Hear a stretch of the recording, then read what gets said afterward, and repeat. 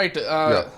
అసలు మొత్తంగా ఈరోజు కేసీఆర్ పర్యటనకు సంబంధించి ఒక్క మాటలో చెప్పాలంటే ఏం చెప్తారు, ఆయన ఏం చెప్పబోతున్నారు అరవింద్ గారు? ఆయన వెళ్ళి ఇవాళ రేపు వాడు ఉంటాడట, బస్ చేస్తాడట. బస్సు చేసి అక్కడ పూర్తి స్థాయిలో కాళేశ్వరం ఎట్లా తెలంగాణ వరప్రసాదం చెప్పబోతున్నాడట.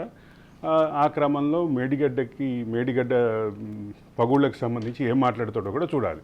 మనందరికి కూడా డౌట్స్ ఉన్నాయి కదా, క్లారిటీ ఇస్తే బాగుంటుంది. ఆయన కేసీఆర్ వెళ్ళేటటువంటి క్రమంలో కేసీఆర్ వెళ్ళటాన్ని ఖచ్చితంగా మనందరం వెల్కమ్ చేద్దాం. కానీ కేసీఆర్ అక్కడికి వెళ్ళి నామమాత్రపు పర్యటన కాకుండా ఏ రకంగా ఇప్పుడు కేసీఆర్ వెళ్ళిన సందర్భంగా ముఖ్యంగా 3 చెప్పాలి.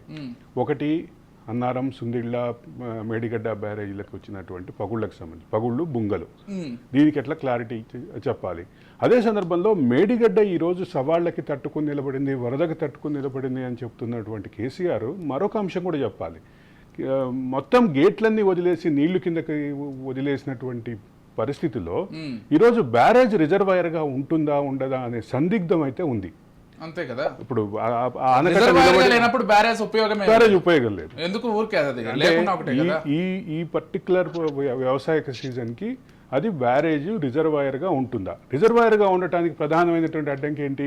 ఆ 7వ నెంబరు బ్లాక్ లో వచ్చినటువంటి పిల్లర్లో కాదు, పియర్స్ లో వచ్చినటువంటి కుంగుబాటు, అదే సందర్భంలో పైనుంచి కింద వరకు ఉన్నటువంటి పగుళ్ళు, పియర్స్ లో వచ్చినటువంటి ఈ పగుళ్ళు. అంటే ఒక పియర్ అనేది సుమారుగా చాలా వైడ్ గా ఉంటుంది. పిల్లర్ అనేది చాలా చిన్న పదం, అందుకని దాన్ని నీటి సాగునీటి రంగంలో దాన్ని పియర్స్ అంటారు. ఆ పియర్స్కి వచ్చినటువంటి పగుళ్ళు మనకి ఒక చిన్న దీనికి ఏదైతే ఆనకట్టలకి, అదే సందర్భంలో బ్రిడ్జిలకే పెద్ద పెద్ద పిల్లర్లు ఉండటం చూసాం. అటువంటి పిల్లర్ల స్థాయిని మించి ఉండేటటువంటి పియర్స్కి పగుళ్ళు వచ్చింది కాబట్టి అది దానికి సంబంధించిన నీటి నిలబడ ఉంటుందా ఉండదా, దీనికి కేసీఆర్ సమాధానం చెప్పాలి. మూడో అంశం, దీనికి సంబంధించినటువంటి వివాదాలన్నిటికీ ఒక లాజికల్ సొల్యూషన్ అయితే ఖచ్చితంగా కేసీఆర్ ఇవ్వాలి. ఇవాళ చూద్దాం ఏం చెప్తారో. ఇవాళ 2 రోజుల పర్యటన సందర్భంగా కేసీఆర్ అయితే క్లారిటీ ఇవ్వాల్సిన అవసరం అయితే ఉంది అని చెప్పాలి.